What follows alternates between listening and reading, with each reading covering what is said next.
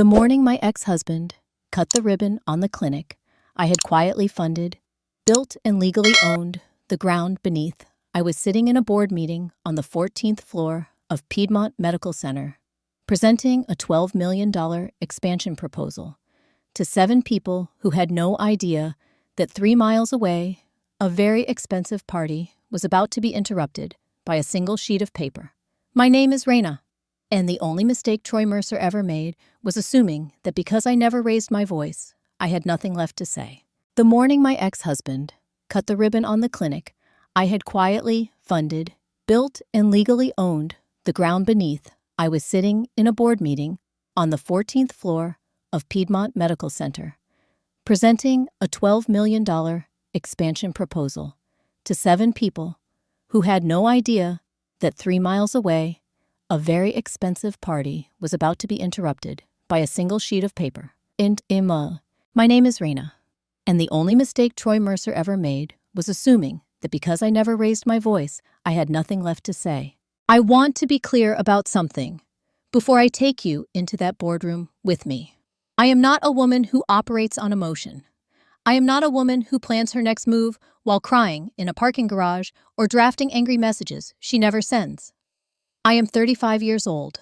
I have been the chief operating officer of one of Atlanta's largest hospital networks for 4 years, which means I have spent 4 years making decisions that affect thousands of employees, hundreds of millions of dollars in operating budget, and the quality of care for patients who deserve precision over drama. Emotion is expensive. Precision is not. So when I tell you that I had been planning this morning for 3 years, I want you to understand that it did not feel like revenge. It felt like operations. It felt like a project that had finally reached its delivery date. The boardroom on the 14th floor has floor-to-ceiling windows that look out over Midtown Atlanta. On a clear morning in October, the city is something worth pausing for, the skyline catching the early light, the streets already moving with the particular energy of a place that never quite stops. I had stood at those windows hundreds of times. That morning, I did not look at them once. I had a presentation to deliver, and I intended to deliver it well. I was on slide 11 of 22 when my phone, placed face down on the table to my right, vibrated once. I did not stop speaking. I did not look down immediately. I finished the sentence. I was in the middle of something about projected patient volume in the new cardiac wing, and then I glanced at the screen with the practiced casualness of someone who checks notifications the way other people check the weather. Routine. Unremarkable. The text was from my younger sister, Diana, who is also my real estate attorney and the only person in Atlanta who knew the full shape of what this morning was supposed to mean. She had sent 3 words and a period. Paper was delivered. I read it in approximately 1 second. I set the phone face down again. I looked back at the 7 people sitting across from me, the chief medical officer, 2 board members, the VP of finance, and 3 senior administrators who had flown in from our partner hospital in Charlotte. And I continued talking about cardiac infrastructure, as though my phone had not just confirmed that 3 miles away, a property manager was walking across a polished concrete floor with a sealed envelope addressed to the man who used to be my husband. I gave myself 3 seconds. That is a discipline I developed years ago, back when I was a junior administrator, learning that the most powerful thing a woman in a room full of skeptics can do is control the pace of her own reactions. 3 seconds. Feel whatever needs to be felt. Then put it in a drawer and get back to work. The 3 seconds passed. I turned to slide 12. The presentation ran for another 40 minutes. I fielded questions from the VP of finance, who wanted to talk about depreciation schedules, and from one of the board members who had concerns about the construction timeline and whether we could realistically break ground before the second quarter. I answered everything directly, with numbers I had memorized, because I do not walk into rooms unprepared, and I do not leave them with questions unanswered. At 10:23 in the morning, the motion to approve the $12 million expansion passed unanimously. I thanked the room. I gathered my materials. I rode the elevator down to the lobby, walked through the glass doors, into the October air, and stood on the sidewalk for a moment with my briefcase in my hand and the city moving around me in its indifferent, beautiful way. My phone vibrated again. Diana had sent a second message, this one a little longer. He was still holding the scissors when they handed it to him. I heard the music stopped. Thought you should know. I stood there on the sidewalk outside Piedmont Medical Center, and I felt something move through me that was not quite satisfaction, and not quite grief, and not quite relief, but something that contained all three of those things, and was somehow quieter than any of them individually. The way a room feels after a long conversation has finally ended. Still, settled. I put the phone in my bag and started walking toward my car. 3 years. That was how long this morning had been in motion.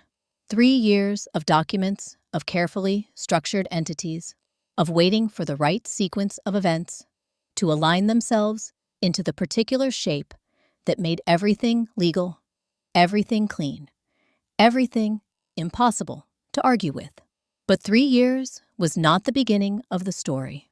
To understand why that morning mattered the way it did, I need to take you back further than any document I ever signed.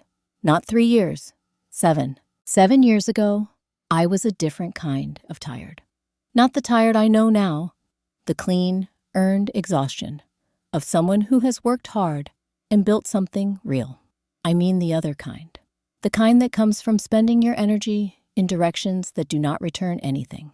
The kind that lives behind your eyes and makes you smile at dinner parties while your mind is somewhere else entirely running calculations you cannot explain to anyone at the table. I met Troy Mercer at a fundraiser for Grady Hospital, which is the kind of place Atlanta's medical community goes to be seen as much as to give. He was 31 years old and had the particular confidence of a man who had grown up being told he was exceptional and had not yet been given sufficient evidence to question it. He was finishing his residency in plastic surgery. He was charming in the way that certain men are charming, with a kind of deliberate warmth, as if the attention he gave you was a gift he had consciously decided to offer. I was 28. I had just been promoted to director of operations. I thought I knew the difference between performance and substance. I was wrong about that. It took me longer than it should have to admit it. We were married 14 months after we met in a small ceremony at a venue outside Decatur that I had organized and largely paid for because he was still building his practice, and money was, in his words, temporarily complicated. I did not mind. I was earning well. I believed, with the particular sincerity of someone who has never been betrayed by the person they love, that the architecture of a marriage was built on contribution, not accounting. That what mattered was the direction you were both moving in, not who was writing the checks. That belief served me well for about 2 years. The cracks started quietly, the way cracks do not, with a sound you can point to, but with a slow pressure that builds until one day you notice the wall is no longer straight. He had wanted to open his own clinic since before we met, a private practice focused on cosmetic procedures operating outside the hospital system, catering to a clientele that could afford to pay cash for results. It was a legitimate vision. There was a market for it. And when he came to me with the numbers, I looked at them the way I looked at every set of numbers, carefully, with the specific attention of someone who understands that optimism is not a financial strategy. The numbers needed work. His projections were aggressive, and his contingency planning was thin. I told him this. He revised. I told him what I saw the second time. He revised again. By the third iteration, the model was solid enough to take seriously, and I agreed to fund the initial build-out. Not as a loan, not as a gift, as an investment in something I believed could succeed if it was managed well. I wrote the first check for $400,000. He named the clinic Mercer Aesthetic. I suggested he consider a name that was less dependent on personal brand, given that individual reputations can shift in ways that institutional names do not. He thanked me for the advice and kept the name. That was the first time I remember noticing the gap between his willingness to hear my opinion and his willingness to act on it. For a while it worked. The clinic opened in Buckhead and found its footing within the first year. He was a skilled surgeon. I will not take that from him. His patients were satisfied. the referrals came in. I watched him build something real with money I had provided, and I felt, if not pride, exactly, then something adjacent to it. The satisfaction of a bet that appears to be paying off. But success, I have learned, reveals character faster than failure does. The man who had come to me with revised projections and genuine humility began slowly, and then all at once, to become someone else. The clinic was his now, in the way that certain men claim ownership over things that were built with other people's resources, completely without acknowledgement, as if the origin of a thing is irrelevant once it exists. He stopped consulting me on decisions. He stopped asking my opinion on the business. He started talking about the clinic the way someone talks about a thing they have always had, not a thing they were given the means to build. I watched it happen with the particular clarity of someone who has trained herself to observe systems objectively, even when she is inside them. I saw the trajectory. I understood where it was going, and still I stayed, because leaving felt like failure, and I had not yet learned the difference between loyalty and self-erasure. The ego did not arrive dramatically. It arrived in increments in the way he spoke to me at dinner with the patient condescension of someone explaining things to a person who does not quite understand, in the way he referred to my career as my little hospital job when he thought he was being affectionate, in the way he began to treat my income as a resource he was entitled to, and my opinions as obstacles to be navigated, rather than perspectives to be considered. I absorbed it the way I had learned to absorb difficult things, quietly, efficiently, without making it anyone else's problem. And then, on a Tuesday evening in March, I picked up his phone from the kitchen counter to check the time, because my own phone was charging in the other room. The screen had not locked yet. A message was visible in the preview, not the full content, just the sender's name and the first few words of something that had clearly been sent with the assumption that no one else would see it. The name was Ashley Park. The words were warm in a way that had nothing to do with professional correspondence. I set the phone back down on the counter, exactly where I had found it, at exactly the same angle. I walked upstairs. I closed the bedroom door behind me. Behind me, with the quiet, deliberate care of someone who understands that the most important decisions are made in the moments right after you receive information that changes everything. I sat down at my desk. I did not cry. I did not call anyone. I did not begin composing the confrontation I had every right to have. I opened my laptop, and I started thinking about what I actually owned. The thing about owning something is that most people only understand ownership in one dimension. They think of the building, the structure, the thing you can walk in to point at and say, that is mine. What they do not think about, because most people never have reason to, is what the building is sitting on, the ground beneath it, the soil, the bedrock, the legal stratum of ownership that exists entirely separately from whatever has been constructed above it. You can own a building and not own the land. You can own the land and not own the building.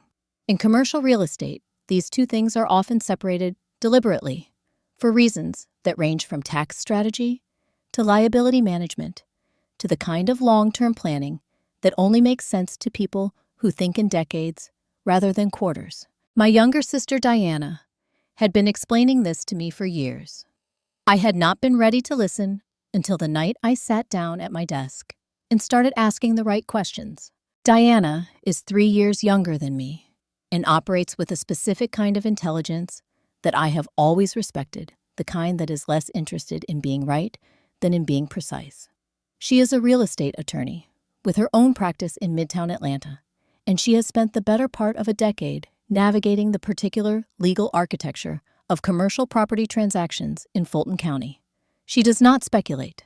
She does not theorize. She looks at documents the way a surgeon looks at imaging, for what is actually there, not what should be there. When I called her the morning after, I found Ashley Park's name on that phone. I did not tell her about the name. I told her I had questions about the property we had purchased for the clinic. She said she would clear her afternoon. That was Diana. She never asked why. She always understood that if I was asking, the reason would become clear when it needed to. We met at her office on a Thursday. She had already pulled the deed, the title history, and the original purchase documents by the time I arrived. She laid them across her conference table in the order she always laid things out, chronologically, cleanly, with the relevant sections already marked. The clinic occupied a 2-story building in Buckhead that had been purchased 3 years into our marriage, with a combination of clinic revenue and a personal loan that I had co-signed. The purchase price had been $1.4 million. The building was solid, well located, and had appreciated meaningfully since we bought it. On paper, it looked like a straightforward joint marital asset.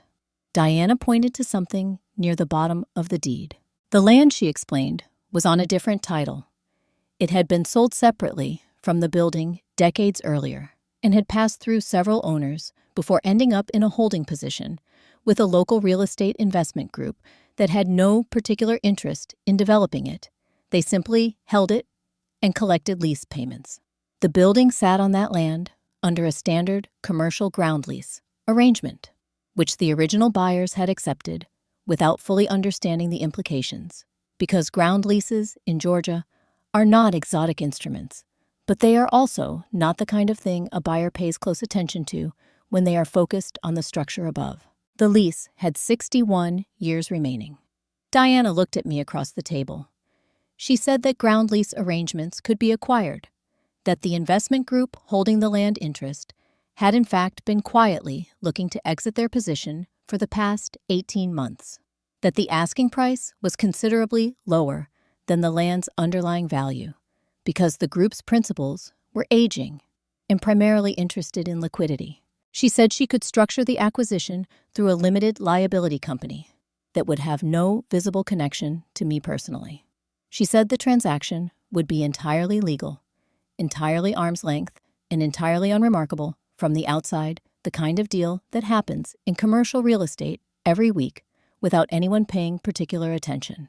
She said finally that if I chose to do this, I would own the ground beneath the clinic that had been built with my money on land that my husband believed was simply part of the property he operated on without any understanding that the earth under his feet had a separate chain of title entirely.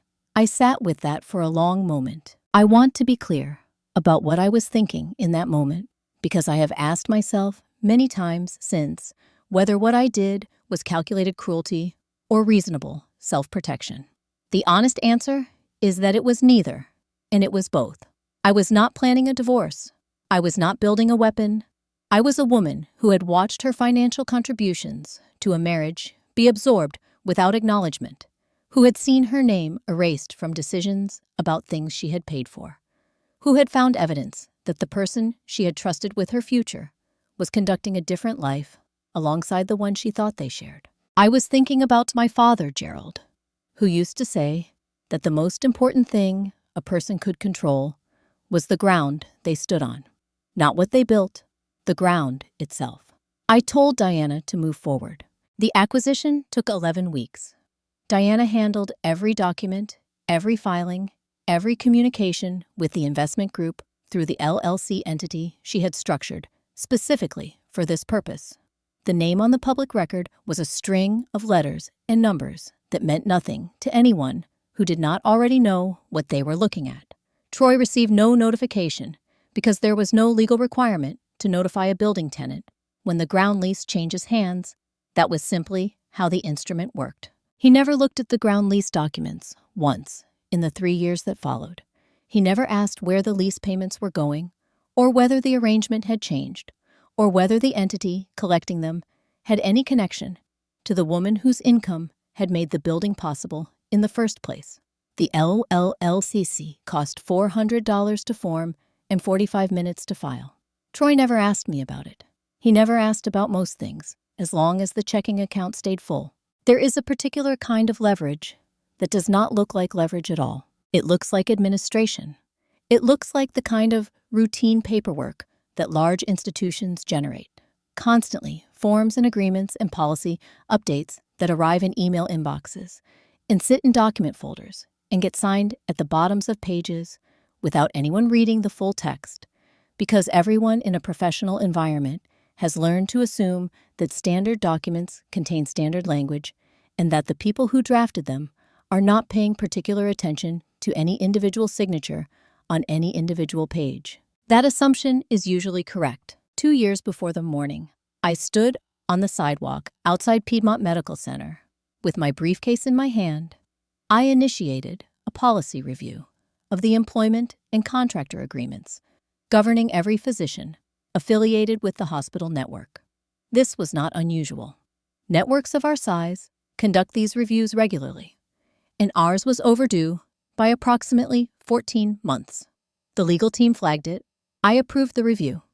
I assigned the project to our general counsel, a meticulous woman named Patricia, who had been with the network for 11 years and who understood that my involvement in a policy process meant I wanted it done correctly, not quickly. I had one specific addition to request. The previous agreements had contained a standard non-solicitation clause which prohibited departing physicians from recruiting network patients or staff for a period of 12 months.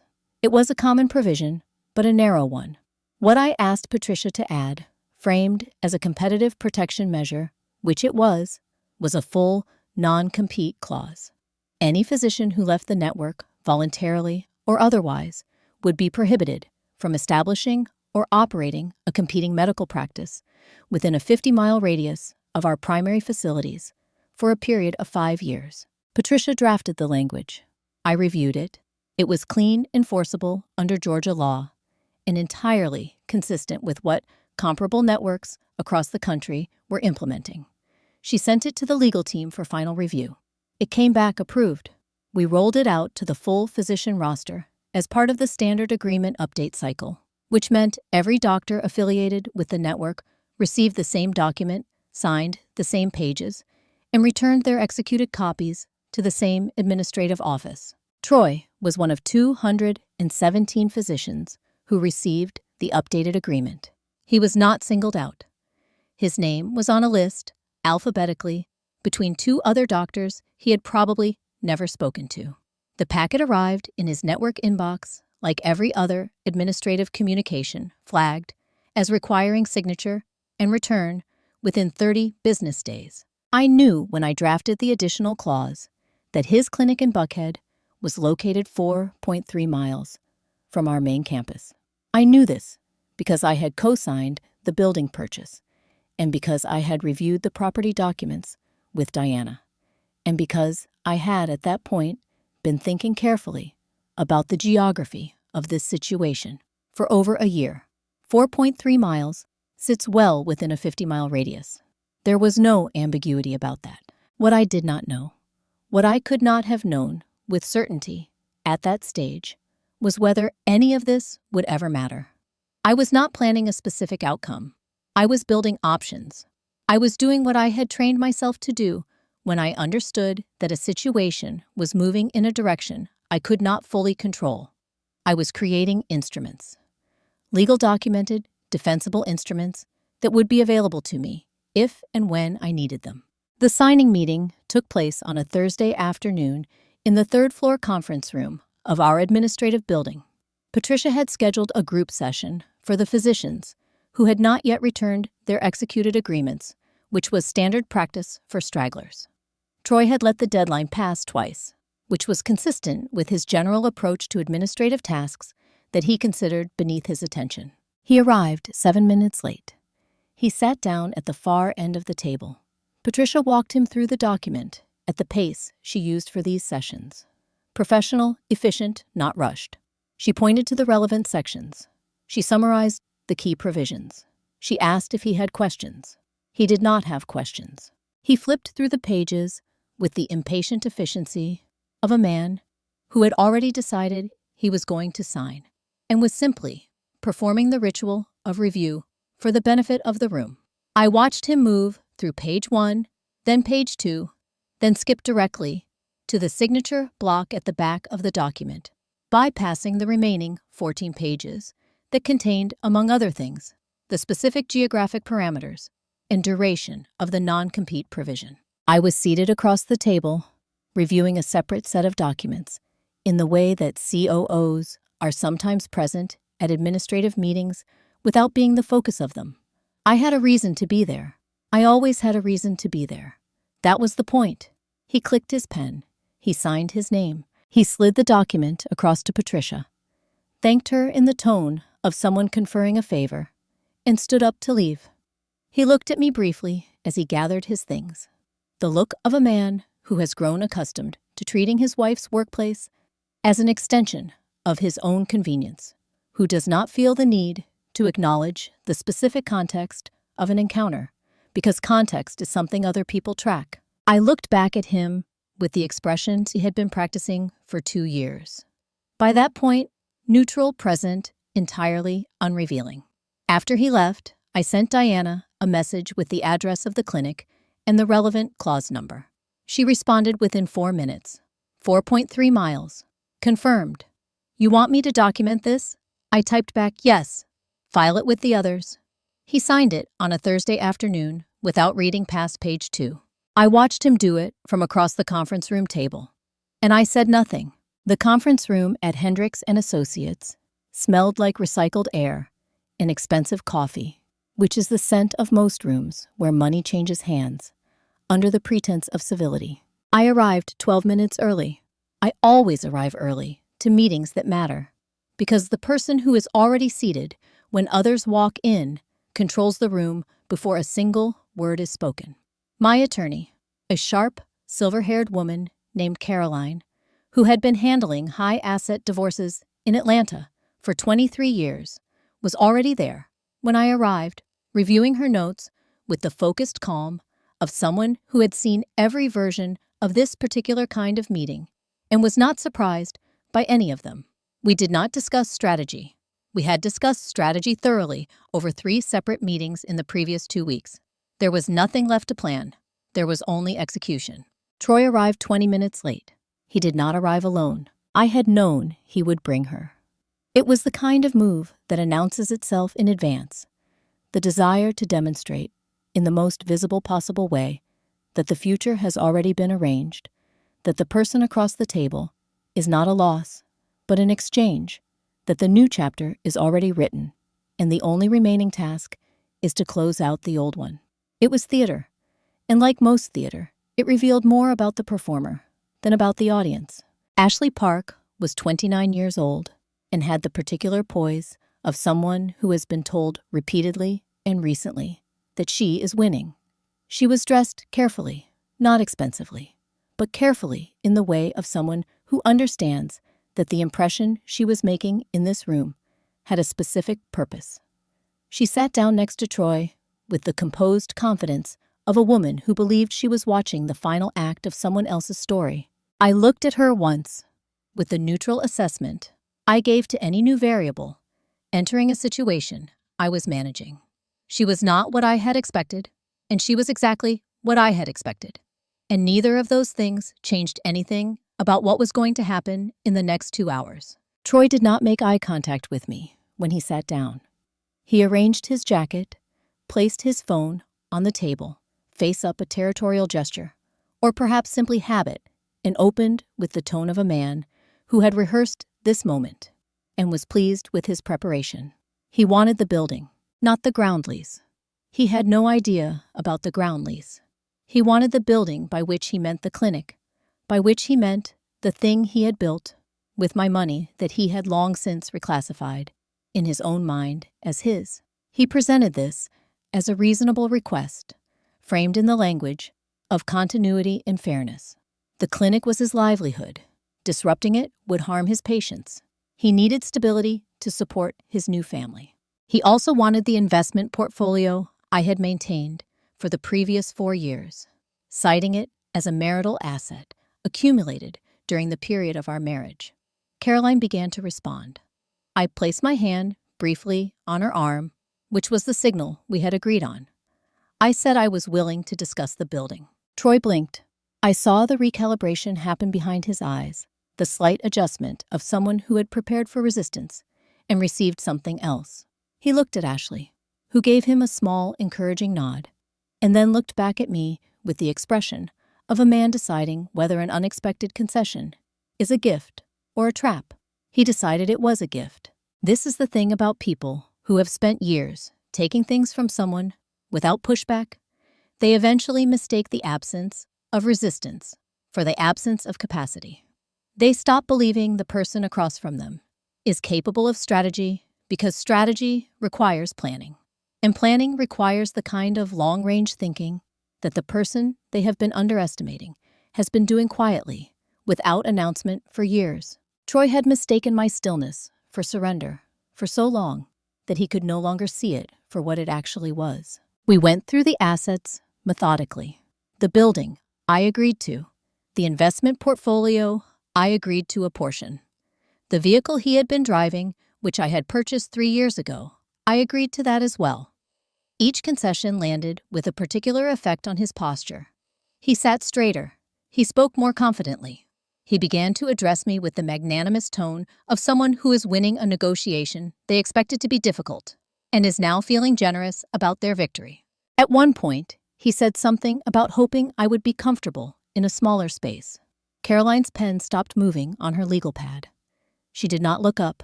I said nothing. The documents were finalized and placed in front of me at 11:47 in the morning. Carolyn had reviewed them the previous evening and confirmed they contained no surprises. The assets being transferred were exactly what had been discussed, and the language was clean.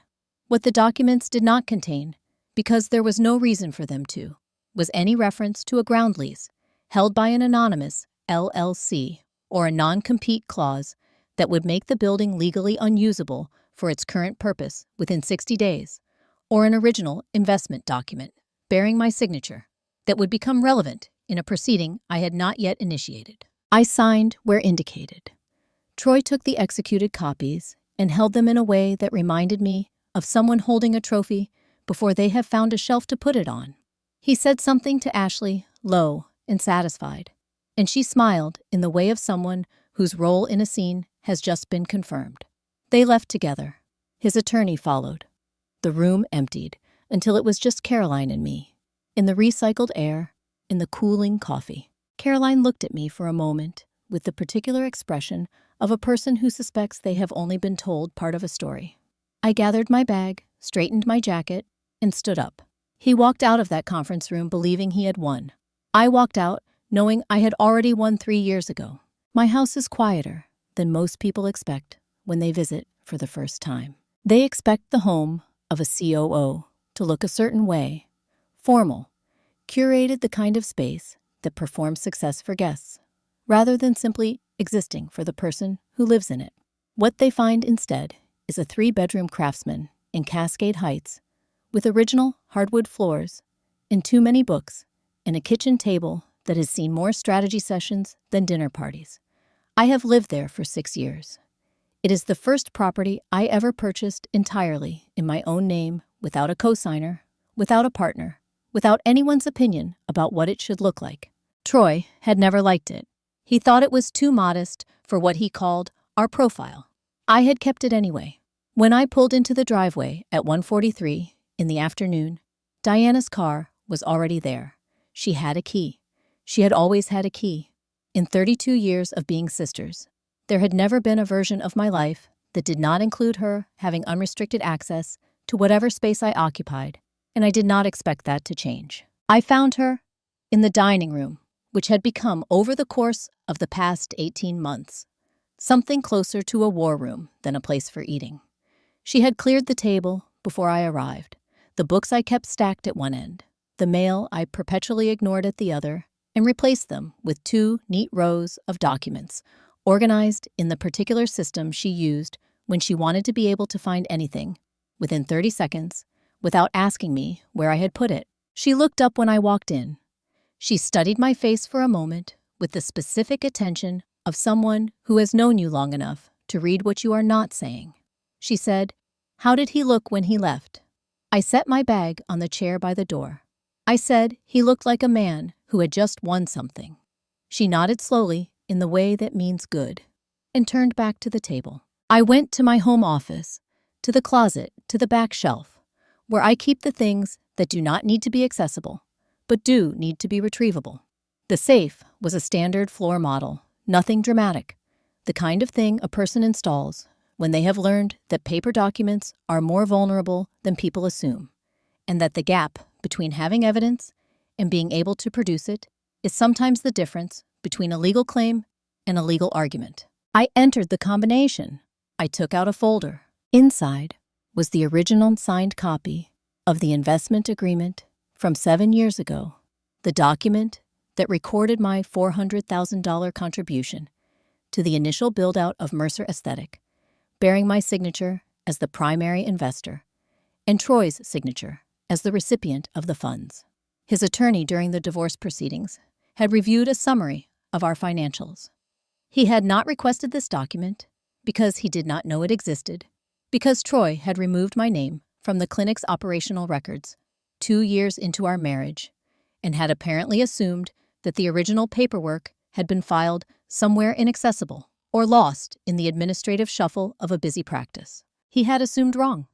I brought the folder to the dining room and set it on the table. Diana picked it up without a word, reviewed the relevant pages with the quick confirming scan of someone who has already read the document and is simply verifying that the copy in front of her matches the one in her records. She set it down and made a small mark on the notepad beside her. Then she walked me through the activation sequence. The ground lease termination notice was drafted and ready. It had been ready for 6 weeks, sitting in a sealed envelope in Diana's office, safe, waiting for the divorce to be finalized, because activating it during an ongoing marital proceeding would have introduced complications that were unnecessary and avoidable. The non-compete violation filing was prepared referencing the executed agreement and the confirmed geographic coordinates of the clinic. The original investment document would support a separate civil claim for recovery of funds used to build an asset that had been transferred without fair compensation in the divorce settlement. Diana had also flagged something I had asked her to look into 3 months earlier, when a contact of mine in commercial lending had mentioned in passing that the financing behind the building purchase looked unusual. The $2.1 million Troy had used to acquire the clinic building outright after the divorce filing, when he believed the ground was his to build on, had not come from a conventional bank. It had come from a private lender operating out of a small office in Marietta, with interest terms that were in Diana's precise language, aggressive, in ways that suggested the lender was accustomed to working with borrowers who did not have other options. Private lenders of that type do not have the patience of institutional banks. They do not restructure. They do not negotiate extensions with the warmth of an organization that has a customer retention department. When a borrower defaults, they move quickly and without sentiment. Diana said, "He borrowed against a property he does not actually control. When the ground lease terminates, the building becomes legally untenable as a business location. At that point, the loan collateral evaporates. The lender will call the full balance immediately." I looked at the table, at the documents, at the 18 months of careful, sequential preparation that had been assembled in this room, in Diana's office, in Marcus Webb's law firm, in a filing cabinet at the Fulton County Courthouse, and in the quiet administrative systems of the hospital network I ran. I said, "When did we know we were ready?" Diana looked up. 14 months ago, she said. "I've been waiting for you to say the word." That was the thing about my sister that I could never adequately explain to anyone who had not grown up alongside her. She did not push. She did not ask questions I had not yet answered for myself. She simply built the architecture and waited with the particular patience of someone who understood that timing was not a matter of readiness, but of sequence. The divorce papers were now signed. The sequence could begin. Somewhere in the city, Troy was celebrating. I did not know where, and I did not need to. I could construct the scene without being present for it. The reservation at a restaurant, he could not actually afford the champagne he had charged to a card, linked to an account that was about to become considerably more complicated, the version of himself he was performing for an audience that did not yet know the performance had a scheduled end date. In my dining room, Diana looked up from the documents and said, Everything is in place. The only question is when. I looked at the rows of paper on my grandmother's table, in my quiet house, in my name. Soon, I said. I have a rule about information. The rule is this: never act on what you think you know. Act only on what you can document. Assumptions are useful for forming hypotheses. They are not useful for building cases. And, at the stage I had reached, with the activation sequence in motion and the timeline beginning to compress, the last thing I needed was to discover later that I had miscalculated the nature of the threat I was operating around. So I had Ashley Park investigated. I did not use a private investigator in the dramatic sense. No surveillance photographs, no late-night fieldwork. What I used was a background research service that several of the law firms Diana worked with maintained relationships with, the kind of service that aggregates public records, corporate filings, civil litigation history, and professional licensing data into a comprehensive report that takes approximately 72 hours to compile and reads like a biography assembled by someone with access to filing cabinets that most people forget exist. The report arrived on a Wednesday morning. I read it at my kitchen table with coffee, and the particular attention I gave to financial documents from the beginning, in order without skipping ahead, because the sequence of events in a person's history is often more revealing than any individual item within it. Ashley Park was 29 years old. She had grown up in Charlotte, North Carolina, attended a mid-tier university on a partial scholarship, and completed a medical administration certification program 4 years ago. Her professional history showed 2 previous positions at plastic surgery practices, one in Charlotte, one in Nashville, before her current role at Mercer Aesthetic. Both previous positions had ended within 8 months of her start date. Both departures were listed as voluntary resignations. I noted that detail and kept reading. The Charlotte practice, a well-regarded single-physician operation that had been in business for 19 years, had closed approximately 14 months after her departure. The physician had retired early, citing personal reasons. The Nashville practice had undergone a significant transition 18 months after she left, when its primary physician had relocated and the patient base had been transferred to a competing practice across town. In both cases, the practices had lost a significant portion of their patient databases in the period surrounding the transition. The Charlotte physician had filed a civil complaint alleging improper access to patient records, but the case had been settled before trial and the terms were confidential. I set down my coffee. The pattern was not subtle once you saw it. It was the kind of pattern that is invisible, precisely because each individual event looks like ordinary professional transition people. Change jobs, practices, close physicians, retire. The narrative only becomes visible when you line the events up in sequence and ask the question that the individual events do not invite. Who benefited? I called Diana. She was in her office, but answered immediately, as she always did when I called during a case-active period. I described what the report contained. She was quiet for a moment in the particular way that meant she was thinking rather than waiting. Then she told me something she had been sitting on for 48 hours, waiting for the right moment. She had been monitoring corporate filings as part of the broader due diligence she maintained on the situation. 3 weeks earlier, a new limited liability company had been registered in the state of North Carolina. The registered address was in Charlotte. The registered agent was a service company with no public affiliations. The stated business purpose was medical practice management and healthcare consulting.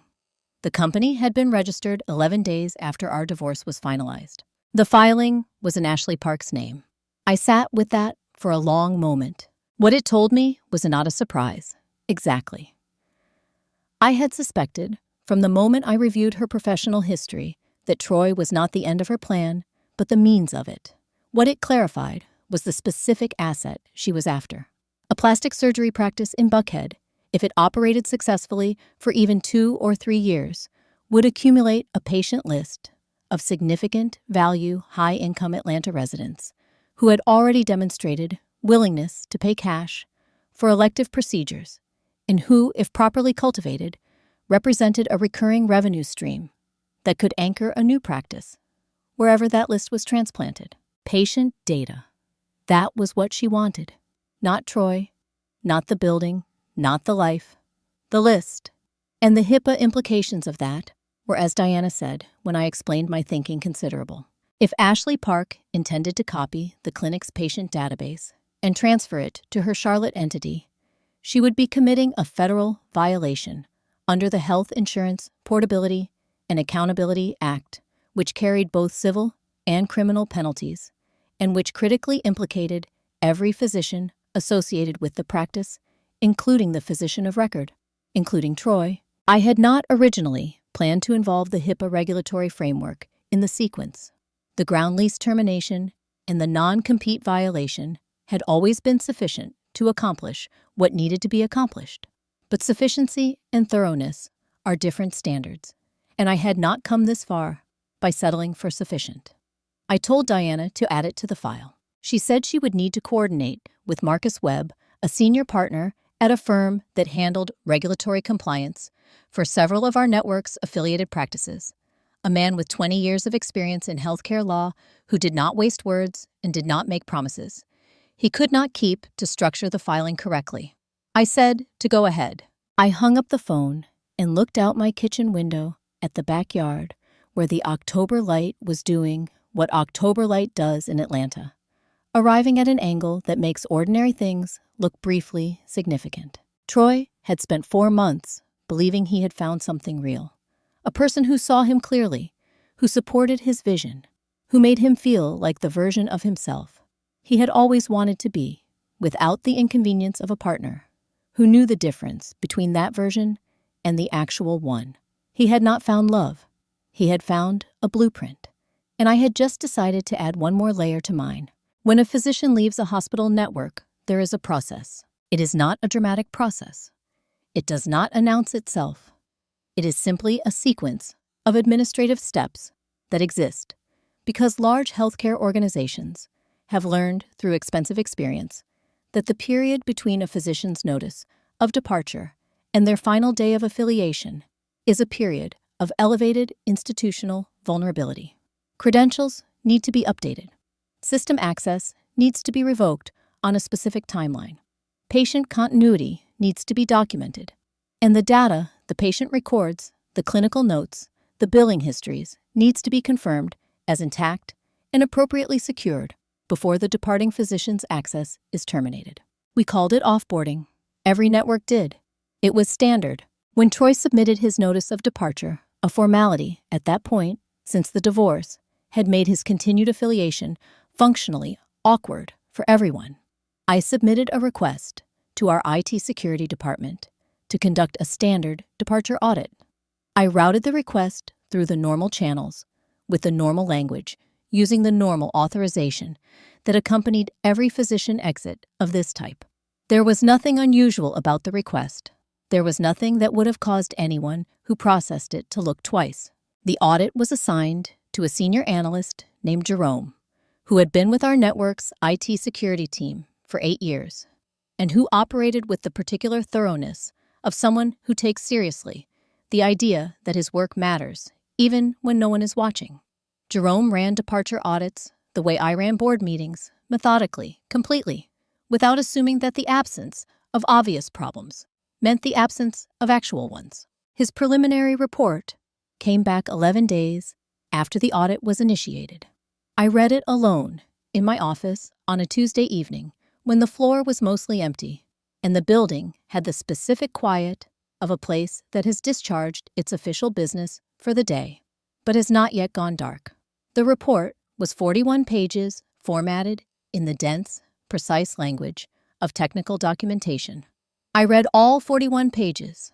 I always read all of something when the something might matter.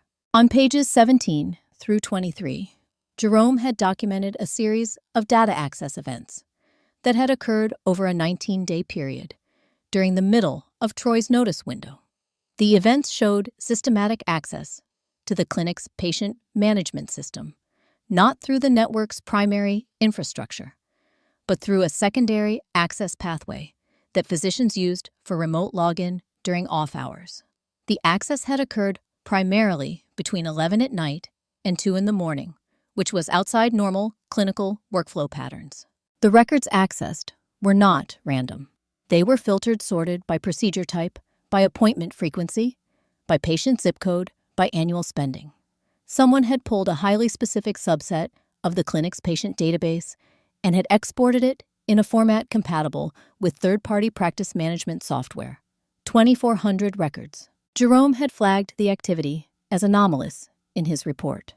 He had not yet escalated it because the formal escalation protocol required supervisor review before external reporting, and the supervisor review had not yet occurred.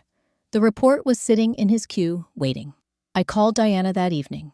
She arrived at my office within 40 minutes, which was faster than I had expected, and exactly as fast as I should have expected, because Diana understood that some things do not improve with waiting. I walked her through Jerome's findings. She read the relevant sections with the focused attention of someone building a legal argument in real time, which is what she was doing. She called Marcus Webb from my office speakerphone. Marcus was the kind of attorney who answered calls after 7 in the evening without making you feel that you owed him an apology for the hour. He had the measured cadence of someone who had spent 20 years in healthcare regulatory work and had long since stopped being surprised by the things people did with other people's medical information. He listened to Diana's summary without interrupting. When she finished, he asked 4 questions, all of them precise, all of them aimed at establishing the evidentiary foundation for a regulatory filing. Then he said, "This is a HIPAA violation. It is also a breach of the network affiliation agreement, which has its own remedies. And depending on what that data was used for, and I think we have a reasonable theory about what it was used for, there may be additional federal exposure for the individuals involved." Diana looked at me. I looked at the report on my desk. The filing, Marcus described, would need to go to the Department of Health and Human Services Office for Civil Rights, which handled HIPAA enforcement, as well as to the Georgia Composite Medical Board, which had jurisdiction over physician licensing. Once submitted, neither agency moved slowly. Both had mandatory investigation timelines, and neither had any particular interest in the preferences of the subject of the complaint. Marcus asked when I wanted to submit. I told him I would let him know. He said he would have everything prepared and ready to file within 48 hours of my authorization. After we ended the call, Diana sat across from me in the chair she had occupied for most of the past several weeks, and she asked the question she already knew the answer to, but asked anyway, because that was how she operated. She wanted to hear me say it out loud. "You're not filing it now?" "No," I said. "Because of the timing." "Because of the timing?" She nodded once slowly and gathered her notes. I had grown up watching my father, Gerald, a man who had built a contracting business from nothing, in a city that did not always extend opportunity, generously navigate situations where the correct move and the immediate move were not the same thing. He had a way of explaining this that I had carried with me into every negotiation, every difficult conversation, every moment when the impulse to act had to be weighed against the consequences of acting too soon. He used to say, "Timing is the difference between a warning shot and a kill shot." The filing was ready. Marcus had it prepared. Diana had reviewed every page. I did not submit it immediately. I was waiting for the right morning. I called my father at 9:47 in the evening, not because I needed advice. At this stage, the advice portion of the situation had concluded weeks ago. The documents were prepared. The sequence was authorized. Diana knew what to do and when to do it. And Marcus Webb had the filings ready to submit at the precise moment I gave the word. There was nothing left to plan. I called because it was the night before something significant, and because there is a specific kind of quiet that descends on a person the night before something significant, not quite anxiety, not quite anticipation, but the particular stillness of someone who has been moving toward a fixed point for a very long time and has just realized that the point is now tomorrow morning, and that the only thing left to do is sit with that.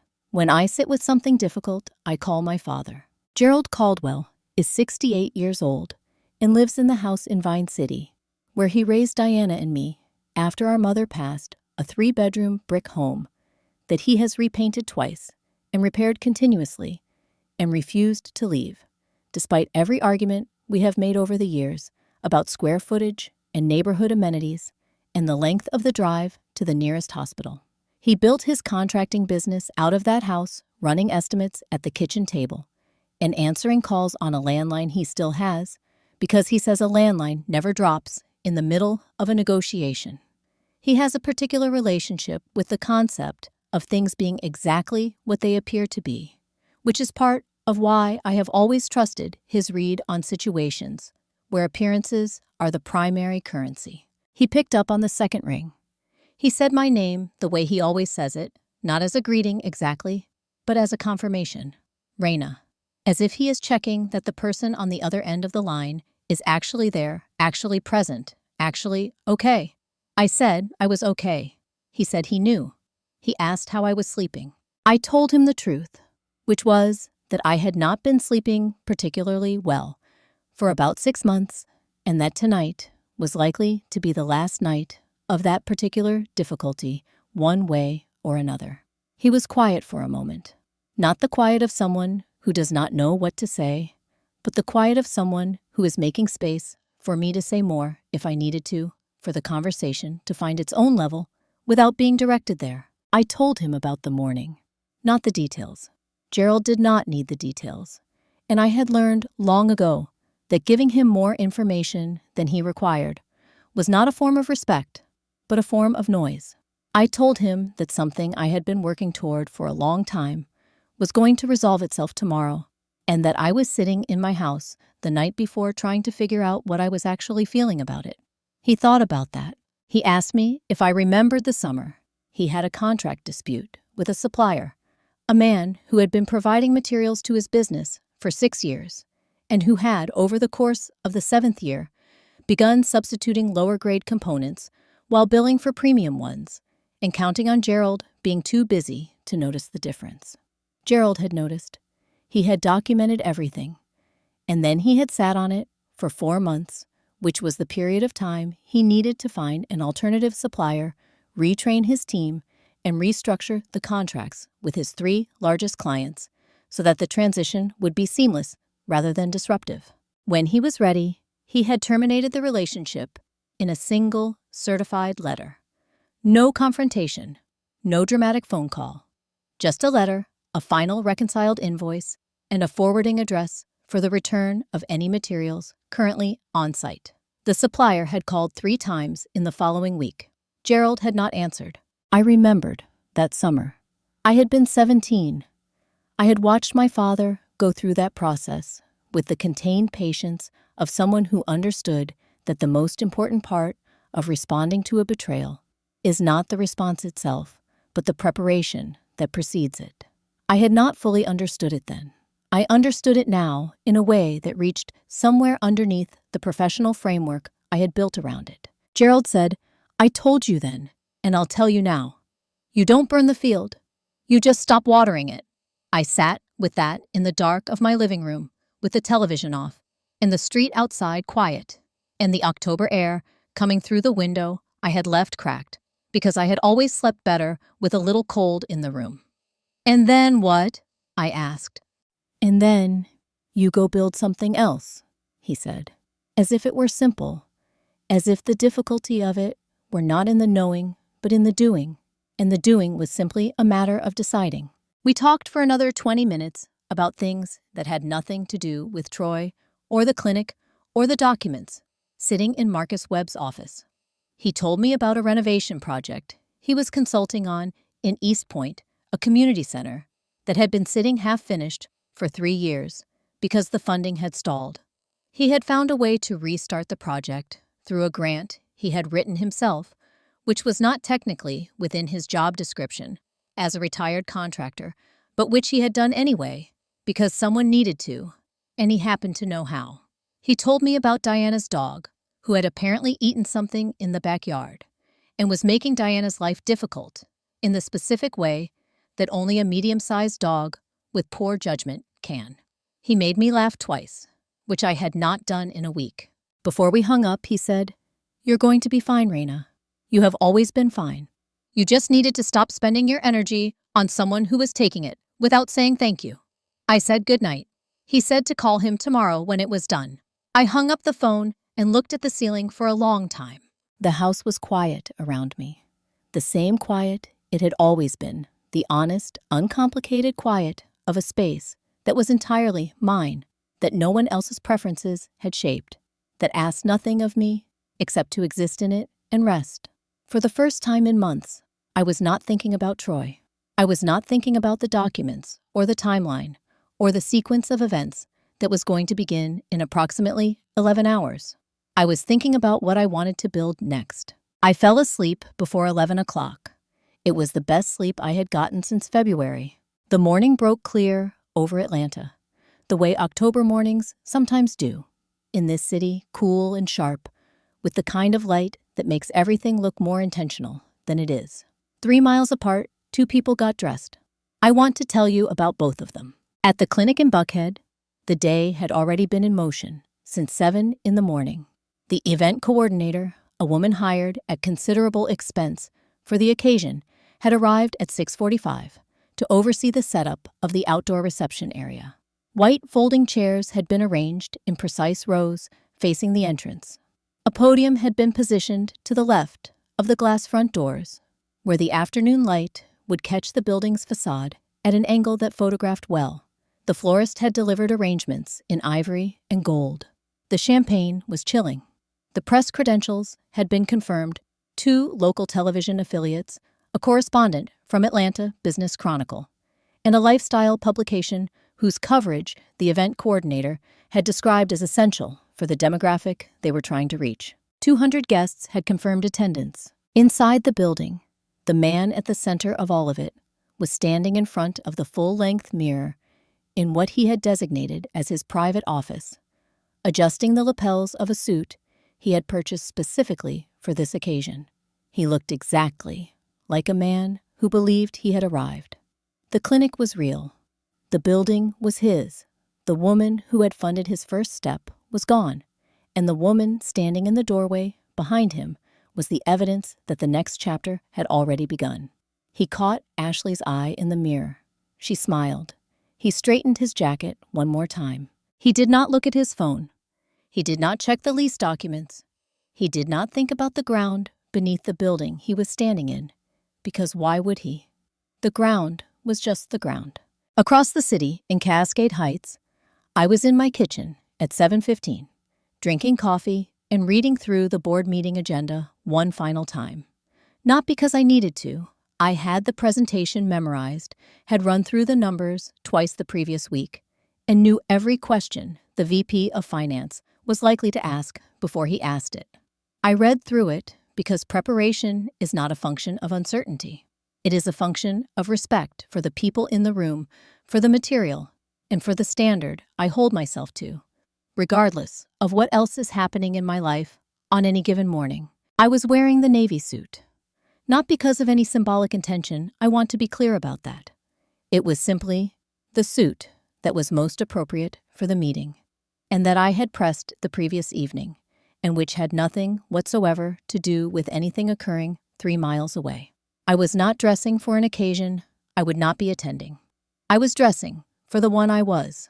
I left my house at 8:05. At 8:20, Diana arrived at the offices of Marcus Webb and Associates on Peachtree Street, where Marcus had been in since 7:30, which was his standard arrival time on days when something was being filed. The ground lease termination notice was in a sealed envelope with the property manager's name on the front and a courier delivery confirmation already attached. The HIPAA filing had been transmitted electronically to the Department of Health and Human Services the previous evening with a submitted timestamp that would generate an automatic acknowledgement within 4 hours. The non-compete violation documentation had been prepared and was ready to be forwarded to Troy's personal attorney at the appropriate moment. Diana reviewed each item in the sequence, with Marcus confirming that everything was in the correct order and that the courier had been briefed on the delivery window. The ground lease notice was to be delivered to the property manager of the clinic building no earlier than 9:30 and no later than 10. The timing was specific for a reason. It needed to arrive after the guests had gathered, but before the formal proceedings concluded, at the point in an event when changing course is no longer a quiet decision but a public one. Marcus confirmed everything was ready. Diana texted me at 9:02, standing by. I was on the 14th floor of Piedmont Medical Center. By then, setting up my laptop at the head of the conference table, exchanging the standard pre-meeting pleasantries with the board members as they settled into their seats. The room had the particular focused energy of people who had come prepared and were ready to make decisions. I appreciated that. It was the environment I worked best in, where the currency was competence, and the conversation stayed close to the evidence. I began the presentation at 9:15. Outside, 3 miles away, the florist was making final adjustments to the centerpiece near the entrance. The catering staff was arranging the champagne flutes in the configuration the coordinator had specified.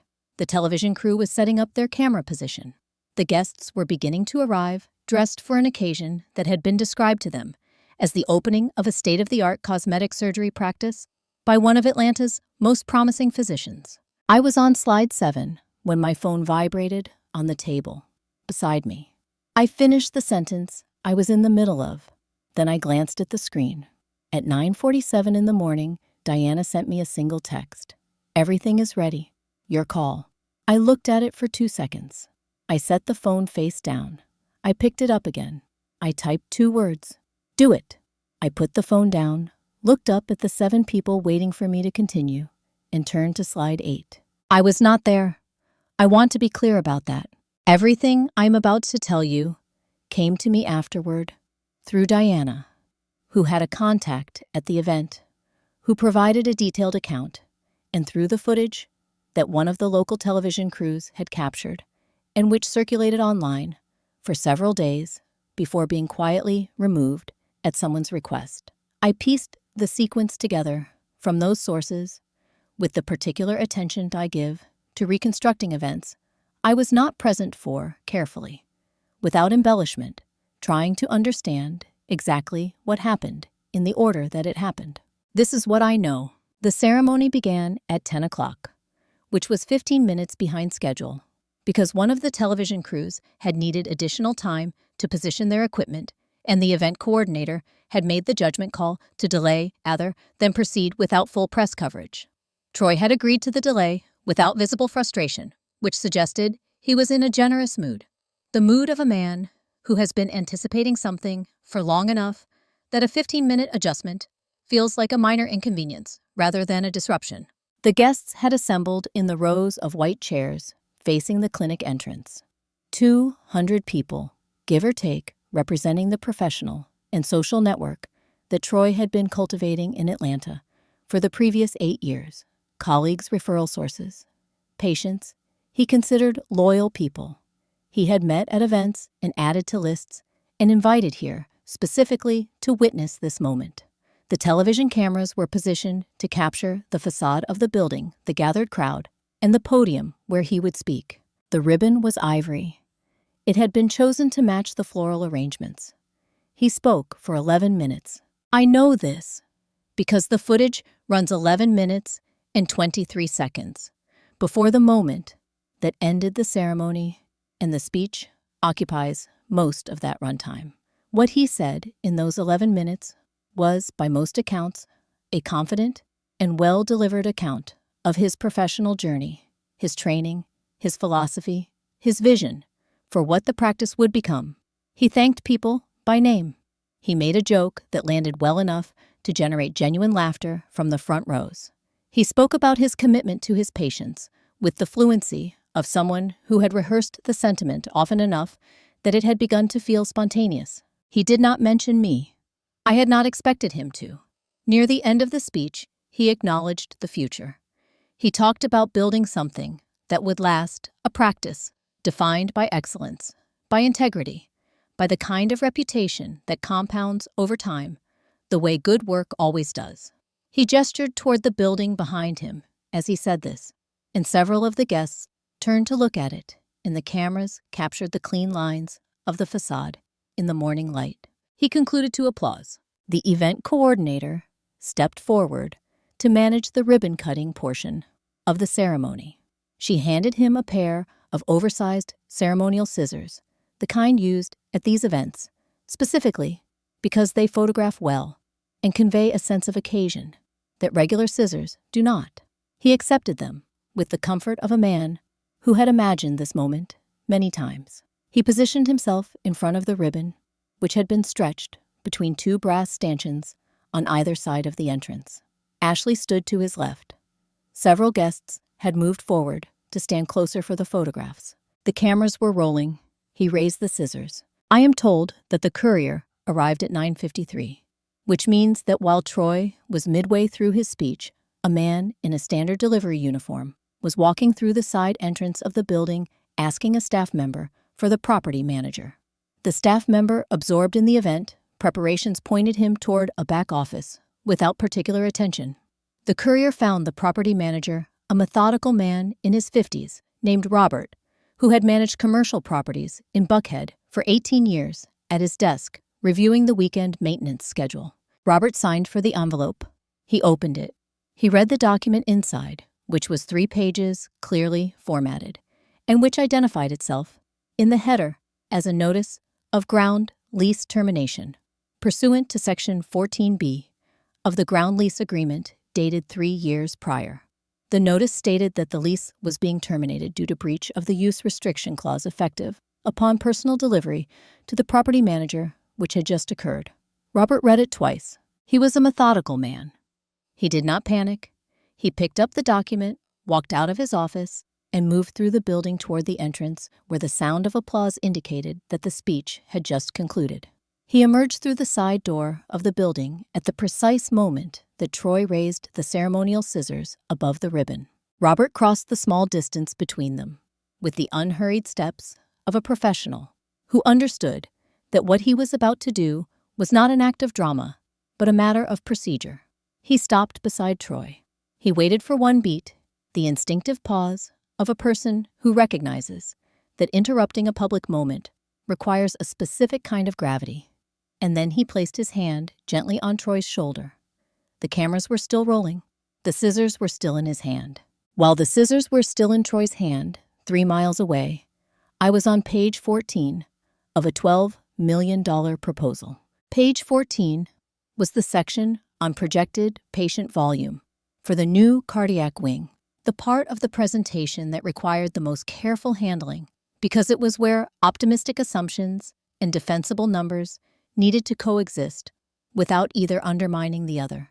I had spent more time on those 4 pages than on any other section of the document, not because the data was weak, but because the VP of Finance, a thorough and somewhat combative man named Douglas, who had been in healthcare administration for 30 years, would spend more time interrogating those 4 pages than on the rest of the proposal combined. Douglas believed with the evangelical conviction of someone who has been burned by projections before that volume forecasts were where wishful thinking went to hide from accountability. He was not wrong about that.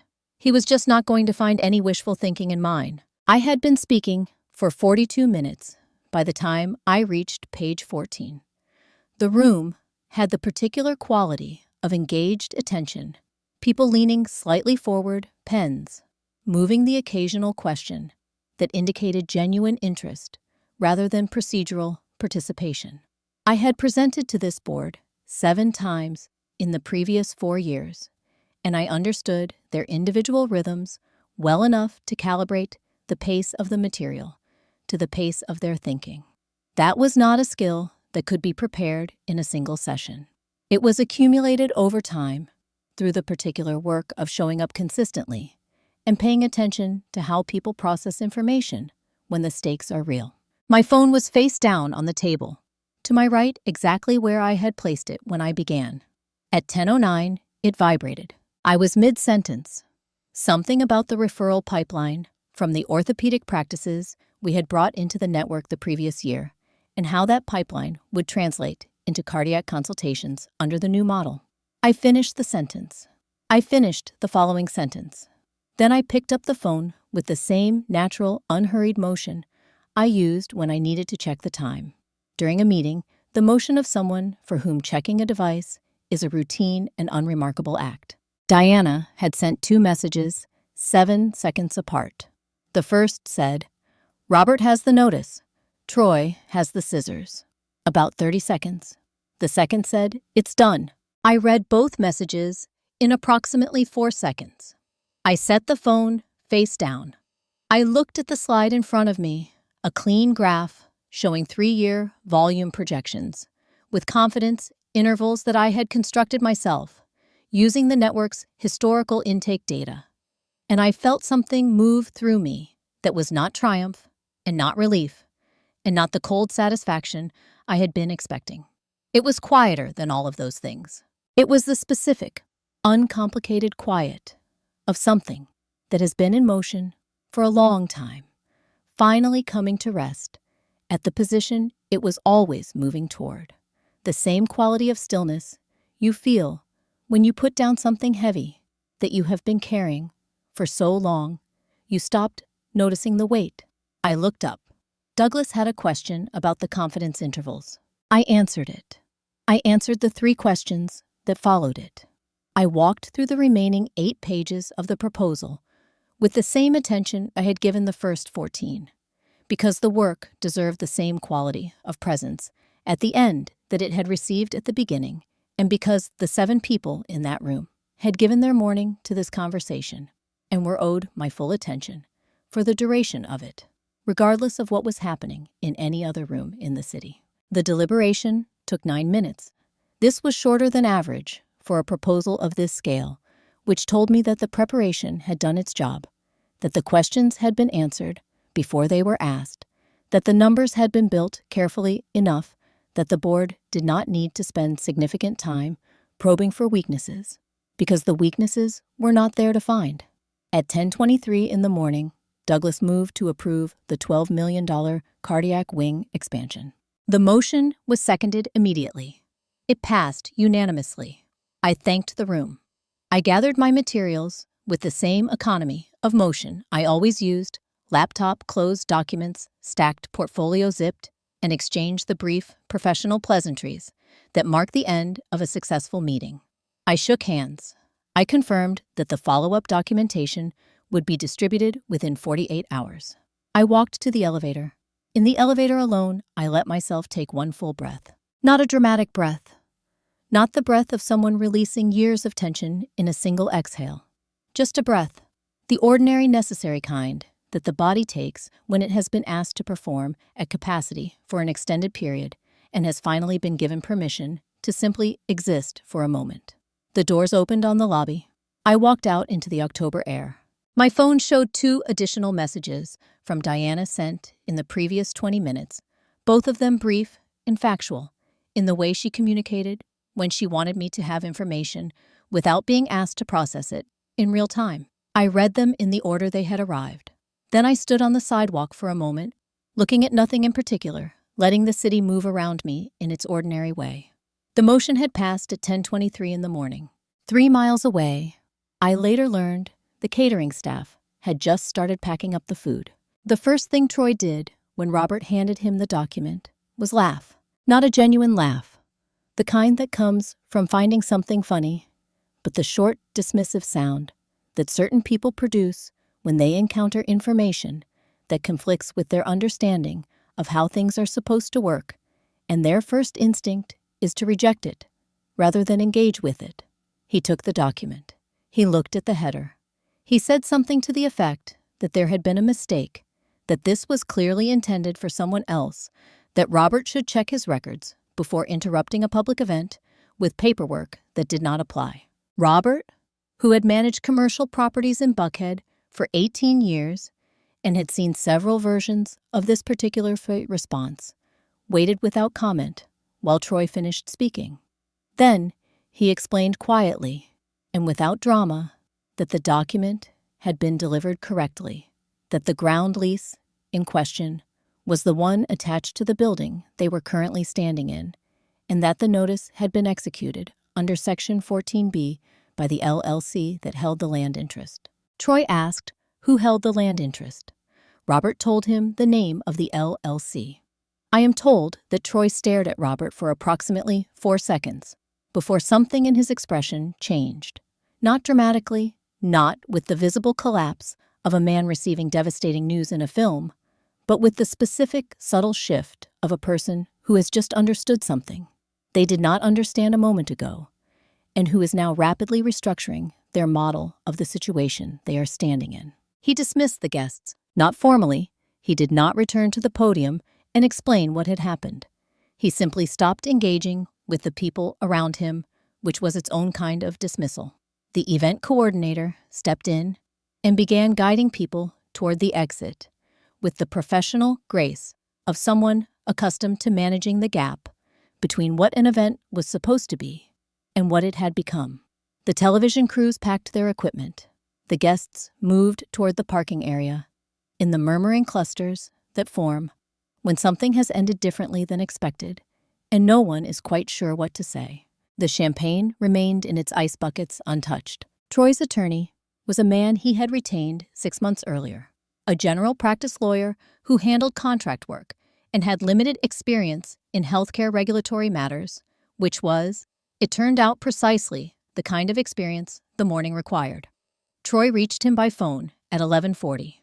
He read him the relevant section of the ground lease notice over the phone and the attorney's response, which was in essence that he needed time to review the document and could not advise on its implications. Without doing so was not the response Troy had been looking for. He called a second attorney, someone he knew socially, who told him after a brief review that a ground lease termination of this kind was enforceable, and that challenging it would require demonstrating a breach of the termination clause by the LLC, which would be difficult if the clause had been properly drafted and the violation was clearly documented. The clause had been properly drafted. The violation was clearly documented. At 12:15, his primary card was declined at the building's cafe, a transaction attempt for 2 bottles of water, which was the specific and unheroic detail that sometimes arrives in the middle of a crisis to underscore how completely ordinary a catastrophe can be. He paid with cash. He stood at the counter for a moment, afterward looking at the building he had purchased for $2.1 million, which he currently could not operate, and whose underlying land he did not control. And he drank one of the waters in the particular way of someone who needs to be doing something with his hands. The non-compete violation confirmation arrived through his attorney at 12:53, a formal letter from the network's legal department, which Marcus Webb had coordinated, identifying the clinic's Buckhead address as falling within the restricted zone established by the agreement he had signed on a Thursday afternoon without reading past page 2. The letter outlined the remedies available under the agreement and invited a response within 30 days. He did not respond within 30 days. At 1:17 in the afternoon, he received an automated notification forwarded from a regulatory database he had been monitoring since filing, indicating that a HIPAA complaint referencing his practice had been received and assigned a case number by the Department of Health and Human Services. The complaint was logged as formal, which meant it had passed the initial intake review and would proceed to investigation. He called Ashley at 1:22. The call went to voicemail. He called again at 1:31 and at 1:48 and at 2:06. Each time, the same voicemail, her voice professional and warm, asking the caller to leave a message and promising a return call at the earliest opportunity. He left one message. Then he stopped leaving messages, because the particular silence of a phone that is not being answered is its own form of communication, and he was beginning to understand what it was communicating. At 2:15 in the afternoon, he called Diana's number. I know this because Diana's phone lit up on the table between us at the restaurant on Ponce de Leon, where we were having lunch, a place we had been going to since we were in our 20s, with good natural light and a patio that caught the afternoon sun at an angle that made conversation feel unhurried. Diana looked at the screen. She looked at me. She turned the phone face down on the table and picked up her fork. She did not answer. She was having lunch with me. 48 hours after the ribbon that was never cut, Ashley Park sent an email. Not a phone call, not an in-person conversation. An email composed at 6:41 in the morning, on a Monday, from an address that Troy later described as one he did not recognize. Not her personal account, not the one she had used for 2 years of correspondence about the clinic and their shared plans, and the future she had persuaded him to believe in. A new address created recently, which itself communicated something before a single word of the message was read. The subject line was blank. The body of the email was 4 sentences. She wrote that she had been doing a lot of thinking. She wrote that she believed they wanted different things from this stage of their lives. She wrote that she wished him well. She wrote that she thought it was best if they did not contact each other going forward. I think we want different things. Good luck. That was the substance of it. No explanation of where she was going. No acknowledgement of what had happened at the clinic 2 days earlier. No reference to the 2 years they had spent building something together, or the conversations they had had about what the practice would become, or the future she had described in enough detail that he had reorganized his entire life around it. 4 sentences, a blank subject line, and a return address that had not existed a week ago.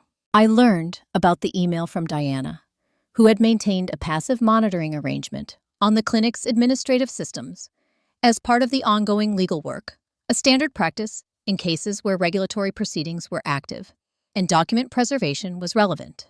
Diana described the email's contents to me with the same factual brevity she used to describe everything that did not require additional interpretation. I sat with it for a moment. There is something particular about betrayal that arrives quietly.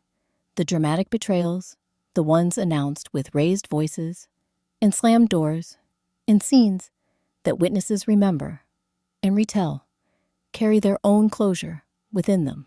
They are terrible, but they are complete. The quiet ones are different. The quiet ones leave the person on the receiving end in a room with a screen reading 4 sentences that were designed to communicate as little as possible while accomplishing a very specific purpose and trying to locate the exact moment when the life they had been living became something other than what they thought it was. I did not feel satisfaction about that. I want to be precise about this because I think it matters. Ashley Park had not wronged me personally in any way that my own preparation had not already addressed. The ground lease was secure. The non-compete was documented. The HIPAA filing was active.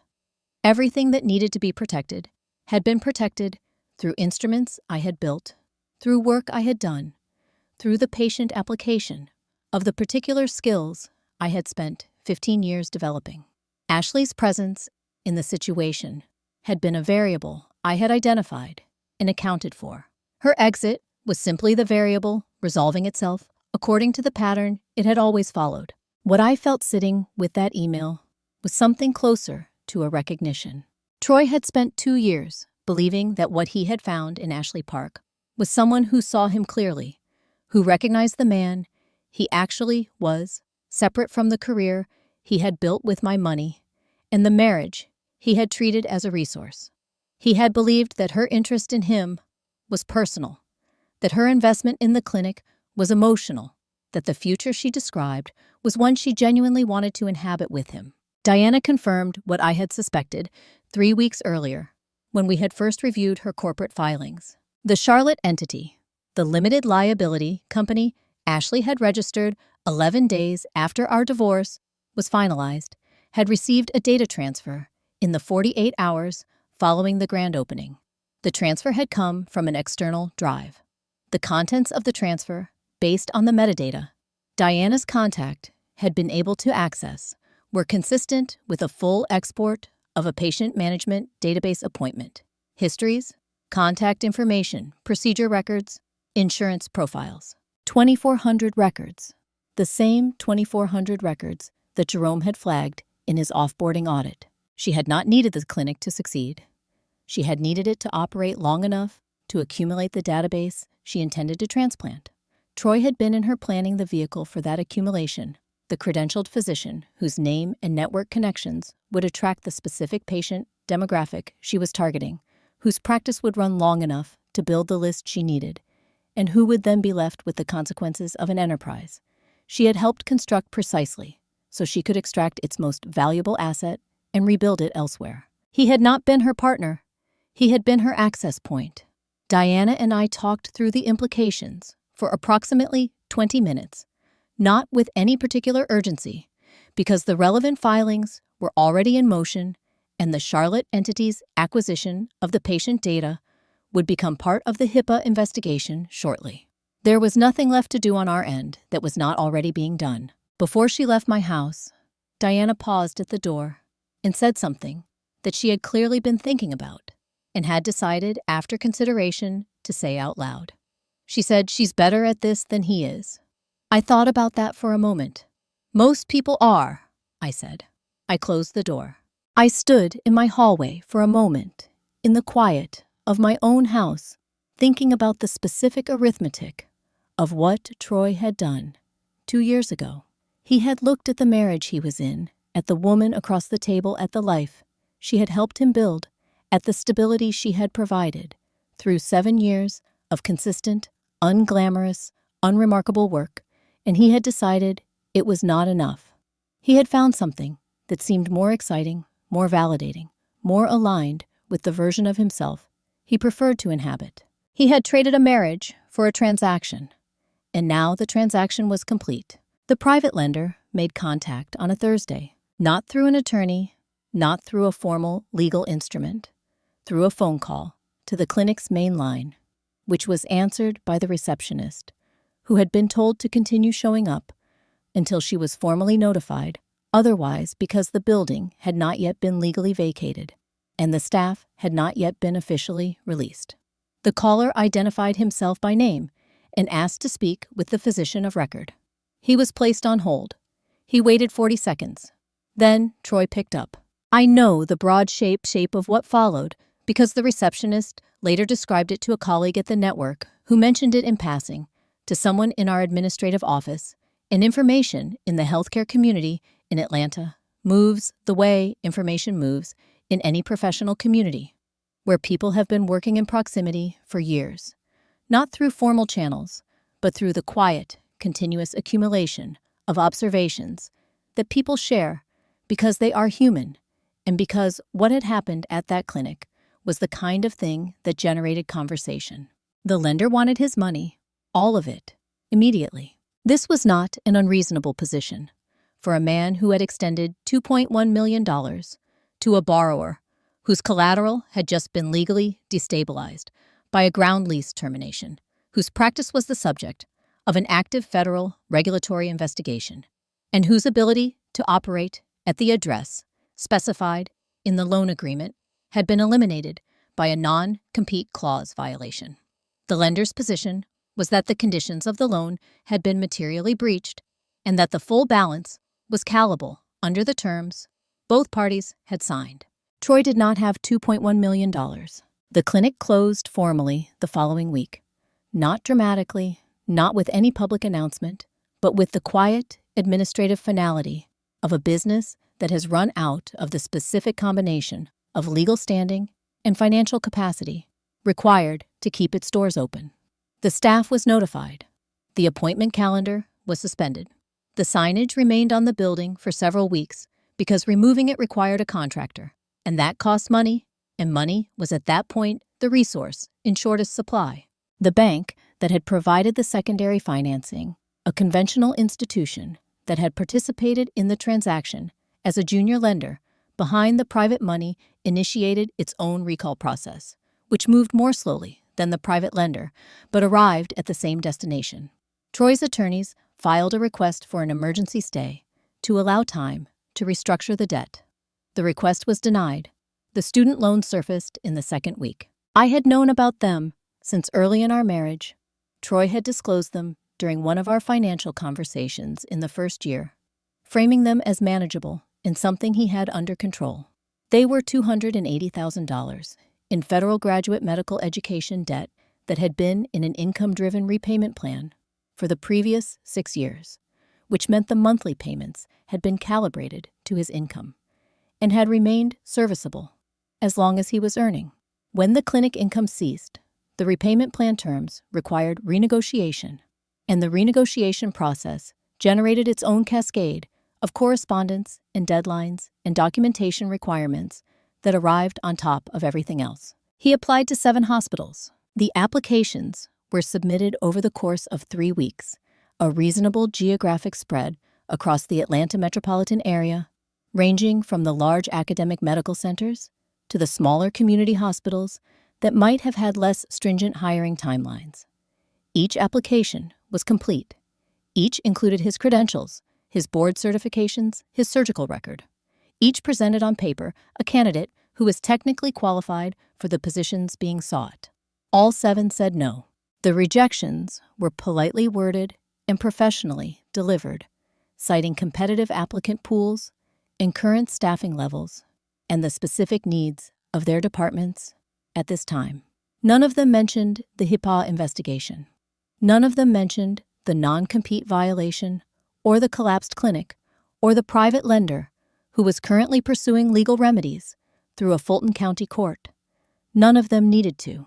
Healthcare is a credentialed industry, but it is also a networked one. Hospital administrators talk to each other. Department chairs know each other.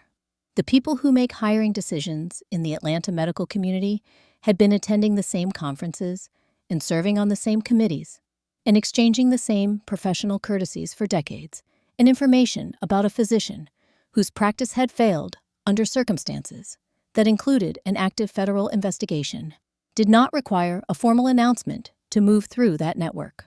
It moved the way most things move in professional communities, quietly and with considerable speed.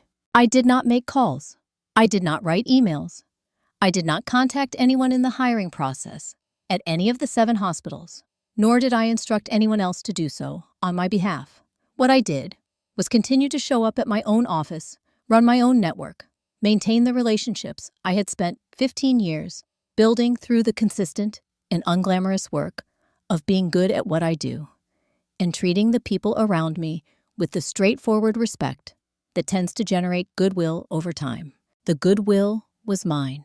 I had earned it, and in a networked industry, the absence of goodwill, the quiet withdrawal of it, the way a room cools when a specific name is mentioned, is a consequence that no legal instrument can manufacture, and no legal defense can fully address. Troy never understood why the doors kept closing. He attributed it to timing, to the regulatory cloud, to bad luck, to the particular difficulty of re-entering a market after a public setback. He looked for explanations in the visible record, because visible records are what people look at when they are trying to make sense of outcomes they did not anticipate. He did not look for explanations in the network I had built over 15 years of showing up and doing the work correctly. He applied to 7 hospitals. All 7 said no. He never knew I had anything to do with it. That was the point. The paperwork took 3 weeks to finalize. Not because it was complicated. Diana had handled more complex filings on a Tuesday afternoon without breaking stride, but because I wanted it done correctly, which meant taking the time to structure the entity in a way that would outlast any single year's priorities, any single leadership transition, any single decision made by people who came after me. I had seen enough institutional initiatives launched with genuine intention and quietly abandoned within 5 years because the infrastructure behind them had been built for the announcement rather than the long term. This one was not going to be built for the announcement. The Gerald Caldwell Foundation was registered as a Georgia nonprofit corporation on a Wednesday morning in January, 3 months after a grand opening that had ended differently than its host had planned. Diana was listed as co-founder and served on the initial board of directors alongside 2 colleagues I had worked with for years, a cardiologist who ran the network's community health program, and a hospital administrator from the Grady system who had spent her career finding ways to direct resources toward people who needed them and had not always had access. We had talked about something like this, the 3 of us, in various forms and at various stages of seriousness for the better part of 2 years. The conversation had always stalled at the point where intention required infrastructure. The infrastructure was now available. I had recently come into possession of certain financial resources that had been until several months ago directed elsewhere. The Foundation's primary program was a scholarship fund for Black medical students enrolled at Emory University School of Medicine, students in their first or second year who were demonstrating academic promise and who were navigating the particular combination of financial pressure and institutional isolation that the data consistently showed was the most common reason students from underrepresented backgrounds did not complete medical training. The scholarship was not a one-time grant. It was a 3-year commitment, renewable based on academic standing, with a mentorship component that connected recipients with physicians further along in their careers who had navigated similar terrain. I named it after my father, because he had spent 68 years building things that lasted, because he had run a contracting business in a city that did not always make that easy, and had done it with a consistency of character that I had spent my entire adult life trying to understand well enough to replicate. Because when I had called him the night before, the hardest morning of the past 7 years, and told him I was sitting in my house trying to figure out what I was feeling, he had told me a story about a supplier dispute and reminded me that the right response to a field that has stopped producing is not to set it on fire, but to turn your attention to a different field entirely. The first application came in 11 days after the fund was announced. I read it myself because I had decided from the beginning that I would read every application in the initial cohort personally, not as a permanent practice, which would become unsustainable as the volume grew, but as a way of establishing the standard I was asking the review committee to apply. I wanted to understand the shape of what we were looking for before I delegated the judgment about who embodied it. The application was from a 22-year-old woman from Savannah. She was in her first year of medical school and had arrived there through a path that did not move in a straight line. Community college, then transfer, then a gap year, working as a medical assistant to save money, then the application cycle, then a wait list, then an acceptance that had arrived. She wrote on a Tuesday morning while she was cleaning exam rooms at the clinic where she worked. She had read the letter 3 times before she believed it. She wanted to be a cardiothoracic surgeon. She wrote about this with a specificity that indicated she had not chosen the specialty for its prestige or its earning potential, but because she had watched her grandmother recover from open-heart surgery when she was 14 years old and had stood at the foot of the hospital bed, looking at the woman who had raised her, and thought with the particular clarity of a teenager who has just understood that the people they love are fragile, that she wanted to be the person on the other side of that, the person with the knowledge and the skill to do something about it when the moment arrived. I read that section twice. I thought about a conversation I had at a dinner party 5 years ago when Troy had been asked whether he had ever considered teaching or mentorship alongside his clinical work.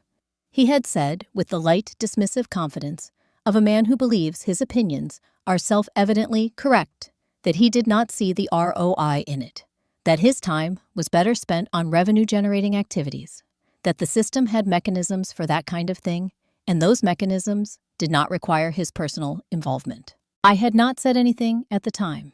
I approved her application that evening, sitting at the kitchen table in my house in Cascade Heights, in the same chair where I had eaten dinner and read documents and made phone calls and thought through problems for the 6 years since I had bought this house in my own name without anyone else's opinion about whether it was the right choice. I signed the approval form. I closed the folder. I sat in the quiet for a moment and thought about the 22-year-old in Savannah who was going to receive a phone call tomorrow morning from Diana's assistant and what that phone call was going to mean for the next 3 years of her training, and whether she might one day stand at the foot of someone's hospital bed with the knowledge and the skill to do something about it when the moment arrived. For the first time in 7 years, I had made a decision that had nothing to do with Troy Mercer. It had nothing to do with the clinic, or the ground lease, or the divorce, or the documents that were still working their way through the regulatory systems they had been submitted to.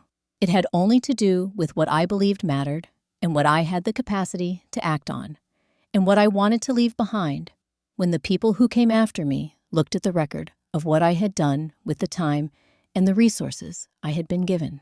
That felt like the beginning of something. 6 months after a Wednesday morning in January, when I signed the founding documents of a nonprofit in my sister's conference room, I was standing in my kitchen making coffee when my phone buzzed on the counter. It was a Tuesday in April. The light coming through the window above the sink was the particular light of an Atlanta spring morning, warm already at 7:15, with the quality of a day that has decided to be generous from the beginning. The coffee machine was running. I had a 7 o'clock call scheduled with the Emory liaison about the Foundation's first cohort review, which I had been looking forward to since Diana had sent me the preliminary notes the previous evening. The calendar on my laptop showed a full day of the kind of work that I found, if not always easy, then consistently meaningful, the work of building an organization rather than simply running one. I looked at the phone screen. The message was from a number I had not deleted, which told me something about myself that I was still working through, that even after everything, there is a part of you that does not fully close the door, not out of hope, exactly, but out of the recognition that some histories deserve to be acknowledged, rather than erased, if only because the weight of erasing them is sometimes heavier than the weight of simply letting them sit. The message said, "You were right about everything. I'm sorry." 8 words. I picked up the phone. I read it once, standing at the counter with the coffee machine running behind me, and the morning light doing what it was doing, and the day arranged in front of me, with the particular order that I had learned over the previous 6 months to construct with some intentionality. Then I set the phone down and stood there for a moment. I want to tell you what I felt, because I think this part matters as much as any other part of the story. I did not feel vindicated. I did not feel the specific electric satisfaction of receiving confirmation that you were right about something you had paid a significant price to be right about. I did not feel the urge to respond, not with anger, not with the paragraphs of accumulated evidence I could have assembled, not with the single sentence that would have communicated, in the most economical possible terms, everything he had cost me and everything I had built in the space he had vacated. What I felt was something quieter than any of those things. It was the feeling of a number that has finally been balanced, not the satisfaction of the balance. The transaction is profitable. The account is closed. The ledger reads correctly, but the simple, factual recognition that the work of arriving at that balance is complete, that the calculation does not require any more of your attention, that you can close the spreadsheet and move on to the next thing. I picked up the phone again. I did not type a response. There was nothing I needed to say that would have improved on what the past 7 months had already communicated, and there was nothing he needed to hear from me that the situation had not already told him in a language considerably more direct than any message I could have composed. An apology sent 6 months after the ground beneath your clinic has been legally terminated, and your federal regulatory investigation is ongoing, is a sincere thing, probably. It is also an incomplete thing, and I had learned over the course of a very long and instructive year that my time and my energy and my attention were resources that I had spent too long allocating to incomplete things. I pressed delete. The message disappeared. I poured my coffee. If you are watching this, and you have ever been the person in the room who funded the vision, who built the infrastructure, who stayed at the table when leaving would have been easier, and who was told in various ways and with various degrees of kindness that your contributions were simply the expected output of your position, rather than the deliberate choices of a person who deserved to be treated accordingly, I want to say something to you directly. The work you do to protect what you have built is not revenge. It is not bitterness dressed up in legal documents. It is the reasonable, responsible, entirely appropriate act of a person who has decided that the things she has earned are worth defending, and that defending them does not require her to raise her voice, leave her desk, or conduct herself as anything other than the professional she has always been. You are allowed to be strategic. You are allowed to be patient. You are allowed to build your protection quietly over time, through instruments that are legal and documented and entirely yours. while continuing to show up at your own table and do your own work and become incrementally and without announcement the version of yourself that does not need anyone's permission to exist. The most powerful move is not the confrontation. It is the preparation that makes the confrontation unnecessary. If this story reached you, leave a comment. Tell me where you are watching from. Hit the like button and subscribe, because there are more of these stories about women who did the work quietly and let the results speak for themselves. Share it with someone who needs to hear that the slow, unglamorous, document-by-document approach is not the lesser path. It is the stronger one. I called my father that evening and told him it was done. He said, "Good. Now, keep building." I have been. My father used to say that freedom is not the absence of weight. It is the moment you realize you have been strong enough to carry it all along and you choose to set it down. I set it down that morning, and I did not look back.